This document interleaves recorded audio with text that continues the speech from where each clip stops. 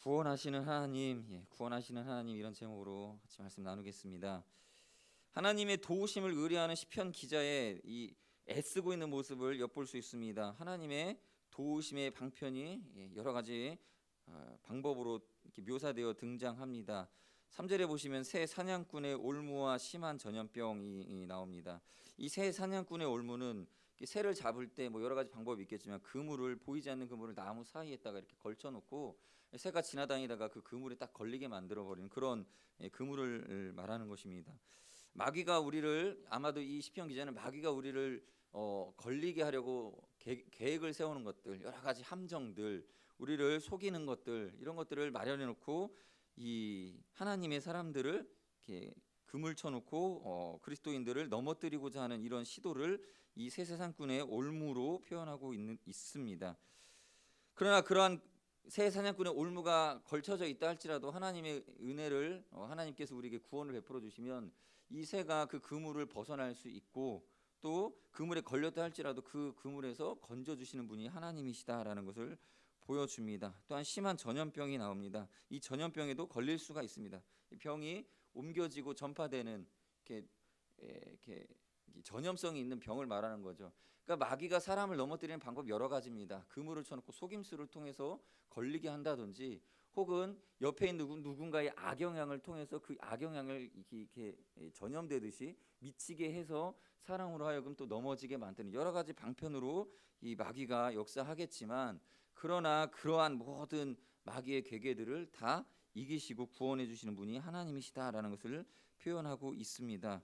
4절에 보시면 그가 너를 그의 깃으로 덮으시리니 네가 그의 날개 아래에 피하리로다. 그의 진실함은 방패와 손방패가 되시나니 하면서 이렇게 하나는 아까 앞서 말한 새의 비유로서 비유하고 있습니다. 새가 그 올무에서 그 그물에서 벗어나는 것처럼 또 새가 그 어미에게 그 깃으로 덮이는 것처럼 하나님의 보호하심이 있다라는 것입니다. 그러니까 새끼 새를 그 어미 새가 날개 깃으로 덮고 있는 것처럼 우리가 피할 곳이 있다라고 표현하고 있습니다. 새가 자기 새끼를 보호하고 있는 모습으로 하나님이 우리를 보살펴주고 있는 모습을 묘사합니다.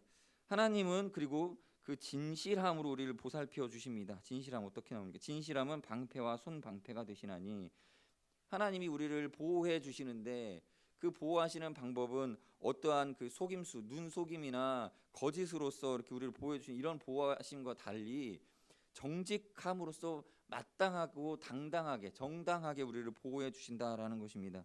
하나님의 구원은 눈속임이 아닙니다. 진실함 속에서 우리를 보살펴 주십니다. 그러므로 우리는 하나님의 이 진실함 속에서 나온 능력의 구원을 받고 살아가고 있음을 믿으셔야 됩니다. 그러므로 우리는 더욱더 담대해집니다. 하나님이 우리를 보살피시는 방법은 이렇게 우리에게 강한 또 정직한 진실한 것으로 우리를 구원해 주십니다. 그리고 이 시편 기자는 그 구원의 은혜를 경험하면서 믿음과 용기가 더욱더 담대해지는 모습을 보이고 있습니다. 5절에 6절의 말씀을 같이 읽어보시겠습니다. 5절 6절입니다. 시작. 너는 밤에 찾아오는 공포와 낮에 날아드는 화살과 어두울 때 퍼지는 전염병과 밝을 때 닥쳐오는 재앙을 두려워하지 아니하리로다. 아멘. 이 기자는 어떠한 공포나 화살이나 어두울 때 퍼지는 전염병이나 여러 가지 지금 이 시편 기자를 위협할 수 있는 여러 가지 상황들, 밖으로는 어떤 공격이나 공포, 또 안으로는 전염병, 또 어떤 재앙들, 막을 수 없는 여러 가지 상황들 이런 것들 가운데서도 오히려 담대해져 가고 있는 모습을 보여줍니다. 여러분 이러한 모든 공격들로부터 보호하고 있는 것이 무엇입니까? 시편 기자가 지금 자신의 영혼과 삶의 평안함입니다. 이러한 것들로 이러한 모든 공격들로부터 자신의 영혼과 하나님의 도우심을 영혼의 도우심을 입고 평안을 누리고 있는 것입니다. 이게 위로입니다. 하나님의 신뢰함 가운데 우리의 믿음이 커가는데요. 이것은 안팎의 모든 공격이 닥쳐온다 할지라도 우리 마음에 평안을 빼앗아 가지 못하는 하나님의 믿음의 영역에서 그 믿음을 훈련시켜 나가시는 방향으로 우리에게 은혜를 주십니다. 우리의 영혼이 점점 성장한다라고 하는 것은 인생 여러 가지 경험들이 계속 반복되어지고 위기는 또다시 찾아오겠지만 그 안에서 점점 담대함을 쌓아가는 것입니다. 믿음이 더욱더 자라가는 것입니다. 그래서 우리가 믿음이 점점 생기면서 똑같은 위기가 닥쳐오지만 과거에는 두려워 떨고 괴로움 가운데 잠도 못 자고 이랬는데 점점 이제는 믿음이 커져가면서 그 두려움을 이겨나가게 되고 평안으로 훈련되어져 가는 것을 발견하게 될 것입니다. 그리고 7절 8절에 보시면 이것이 이제 아예 성숙해져 있는 한 사람의 모습을 보여주고 있습니다. 7절부터 8절 같이 읽어보실까요? 시작. 천명이 네 왼쪽에서 만명이 내 오른쪽에서 엎드러지나 이 재앙이 내게 가까이 하지 못하리로다. 오직 너는 똑똑히 보리니 악인들의 보응을 네가 보리로다. 아멘. 이제는 가까운 데에 있는 수많은 사람들이 한꺼번에 엎드러지는 모습을 보지만 그러나 그것이 가까이 하지 못하게 되는 담대함, 용기가 그 안에 생겼습니다. 그것을 똑똑하게 눈으로 바라보게 되면서 이제는 하나님이 하시는 일들, 이 악한 마귀의 영적 세계에서 일어나는 여러 가지 사건들을 관찰할 정도의 담대함이 생기게 된다는 것입니다. 그래서 그 하나님이 살아계시다라는 것을 이제는 그 마음에서 그 평안한 가운데 목도하게 되고 더 큰 담대함으로 그 영혼이 용기를 얻고 평안을 누리게 된다라는 것입니다. 이러한 이 능숙함과 용기가 우리 가운데 있으시길 바랍니다. 여러분들 군인들이나 특수요원들이 또는 전문직에 종사하는 사람들이 반복되는 훈련을 합니다. 그 훈련으로 얻는 유익이 두 가지죠. 첫 번째는 능숙함이 있습니다. 그러나 더 그 능숙함보다 더 중요한 게 무엇이냐면 그러한 상황 속에서도 평안하게 마음에 그 평안이 있다라는 것입니다. 당황하지 않고 그 일들을 잘 처리해 나갑니다. 이것이 바로 하나님이 우리에게도 주시는 믿음의 그 성숙함일 것입니다. 이제 본문의 9절, 10절, 11, 12절 말씀을 눈으로 보시면요, 여러분들이 많이 보셨던 어디선가 많이 봤던 그런 구절입니다. 마태복음에서 또는 이 복음서에 나타나는 그 마귀가 예수님을 시험할 때 이 구절을 가지고 예수님을 넘어뜨리려고 했던 그런 구절이죠. 12절에 보시면 그들이 그들의 손으로 너를 붙들어 발이 돌에 부딪히지 아니하게 하리로다. 이 구절을 들면서 마귀가 그러니까 높은 데서 뛰어내려 보아라라고 시험을 합니다. 실제하는 하나님의 은혜를 보여주는 구절인데 이것을 가지고 하나님 예수 그리스도가 자기의 육체를 던져 이렇게 시험하게끔 만들려는 하나님을 테스트하게끔 만들려는 그런 올무를 지금 걸어놓은 셈이 되겠죠. 그래서 우리는 오히려 명확해졌습니다. 이 말씀을 보면서 이 말씀의 뜻과 평안 이 말씀의 뜻 안에서 하나님 우리를 보호해 주시지만 그것을 시험 삼아 높은 곳에 뛰어내리는 이런 시도를 해서는 절대 안 된다라고 하는 우리는 선한 결론을 이미 내렸습니다. 그러므로 이 말씀 자체는 하나님께서 우리에게 보여준 신실한 하나님의 말씀이죠. 그러나 이제 하나님의 말씀을 너무 문자적으로 이해해서는 안 됨을 우리에게 가르쳐 줍니다. 그리고 말씀을 이상하게 왜곡해서 시험하는 쪽으로 사용해서는 안 되겠습니다. 하나님의 보호하심은 우리의 마음 안에서 우리의 마음을 통해서 또 우리가 하나님에 대해서 올바로 인식함을 통하여서 건강한 사고 방식을 통하여서 우리에게 하나님의 은혜와 보호하심이 있다라는 것을 우리가 생각해 볼 수 있겠습니다. 여러분 앞에 돌뿌리가 있습니다. 거기에 굳이 걸려 넘어질 필요가 없습니다. 그 하나님께서 보고 발견하게 하셨습니다. 그 발견하게 함으로 우리를 그것에 걸리지 않게 해주시는 것이죠. 우리가 걸려 넘어질 때 하나님이 붙들어 주신다라는 걸 믿고 걸려 넘어질 필요는 없는 것입니다.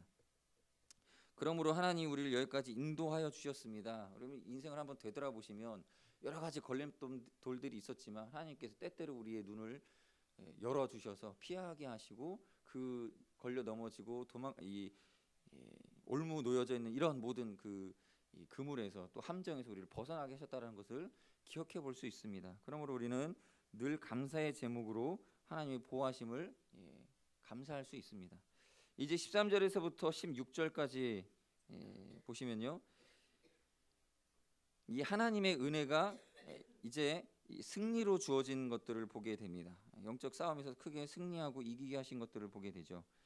그래서 그 승리로 인하여서 하나님의 이렇게 칭찬과 영광이 주어집니다. 14절에 보시면 하나님이 이르시되 그가 나를 사랑한즉 내가 그를 건지리라 그가 내 이름을 안즉 내가 그를 높이리라 라고 표현하고 있습니다. 하나님의 상 주시고 보호해 주시고 축복해 주시는 이것들은 하나님의 인격 속에서 우리 가운데 이루어지고 있음을 보여줍니다. 여러분 저는 어렸을 때 그 초등학생 때 이렇게 학교에서 상장을 주지 않습니까? 그러면 거기에 뭐 무슨 이유로 이 학생에게 학생에게 상을 수여하면서 이렇게 칭찬해주고요. 밑에 보면 교장 선생님 이름이 나오고 도장을 찍어줍니다. 그러면서 이거 진짜 교장 선생님이 나를 뭘 안다고 나를 상을 주셨을까 이런 생각을 하게 됩니다. 잘 생각해 보면요, 그 상 누가 줬냐면 실제로 누가 준 겁니까? 담임 선생님이 이미 보고한 거죠. 담임 선생님이 야, 이 친구는 이렇게 똑똑하고 이런 부분에 상 줘야 됩니다 하고 보고를 했고 도장이 찍혀서 맞죠. 그래서 저는 그 상 처음에 봤을 때는 한동안 이제 좀 내가 생각이 좀 잘했다고 생각할 때 이거 도장 찍어준 거 이거 나 알지도 못하면서 준 상이겠지 이렇게 생각을 했다가 나중에 깨달았습니다. 이거는 선생님이 우리 담임 선생님이 나를 잘 알고 계신 선생님이 나에 대해서 이해하고 계시면서 칭찬해 주시려고 그 인격적으로 나에게 전달해 주신 거구나라는 것을 이렇게 깨닫게 됐습니다. 여러분, 하나님께서 우리에게 은혜를 주십니다. 그리고 우리에게 도움을 주십니다. 그때 우리가 도움을 받고 하는 은혜를 경험할 때 이 하나님이 그냥 자기의 그 천사들 시켜가지고 그냥 도와줬다. 또는 하나님이 그냥 여러 가지 행정적 처분 속에서 우리 여러 사람들 중에 한 사람을 그냥 사무적으로 우리를 보살폈다. 이렇게 이해하는 경우들이 있습니다. 그냥 그래서 감사하지 않고 사실 뭐 그냥 하나님 도와주셨지만 뭐 당연히 도와주셔야 할 어떤 상황이었기 때문에 도와주셨다. 이렇게 하나님의 상조심과 은혜를 비인격적으로 수용할 때가 있습니다. 그러나 우리는 그렇게 해서는 안 됩니다. 하나님이 우리에게 은혜를 베풀어 주실 때에는 그 은혜에 세밀하심이 있습니다. 우리를 눈여겨보시고 우리의 머리털 끝까지 다 세심받은 하나님께서 우리를 아심으로 상을 주시는 것이고 우리에게 은혜를 베풀어 주시는 것입니다. 그러므로 우리의 감사의 제목이 우리가 왜 감사 기도해야 됩니까? 우리가 감사할 때 형식적으로 하지 않아야 될 이유가 여기에 있습니다. 하나님은 그 인격이 우리를 인격으로 대하시기에 부족함이 없으십니다. 우리 한 사람 한 사람을 인격적으로 대하기가 어려움이 없으신 분이십니다. 우리는 때로는 어떤 많은 사람들을 관리하고 이렇게 어떤 많은 사람들의 그런 그 여러 가지 인격적인 것들을 채워 나가야 될 때 형식적이 될 수 있습니다. 그렇죠? 그 인격을 일일이 다 대하지 못하기 때문에 형식적으로 대할 수도 있습니다. 그러나 하나님은 사람이 아니시죠. 우리를 인격적으로 대하실 때에 그 하나님이 하나님 되심이 우리 한 사람을 대면하여 보시는 부모님과 같아서 우리를 한 사람 한 사람 보듬어 이끌어 주신다는 것을 우리는 믿어야 됩니다. 인격적으로 우리를 보살펴 주시는 것입니다. 그러므로 우리는 하나님의 이러한 상주심을 믿어야 됩니다. 인격적으로 주시는 상입니다. 하나님의 사랑의 눈으로 우리 이런 가사가 있습니다. 너를 어느 때나 바라보시고 하나의 인자한 귀로서 언제나 너에게 기울이시니 어두움의 밝은 빛을 비춰주시고 너의 작은 신음에도 응답하시는 그런 하나님입니다. 그러한 하나님이 오늘 우리를 보살펴 주시고 계시다라는 것을 믿으시고 구원해 주시는 하나님이심을 믿고 마땅히 하나님 앞에 올려야 될 기도와 또 찬양과 감사 속에 우리의 인격을 담아 우리의 모든 지정의를 담아 하나님께 영광 돌리시는 오늘도 그렇게 예배하는 하루가 되시기를 바라겠습니다. 시간 같이 기도하시겠습니다.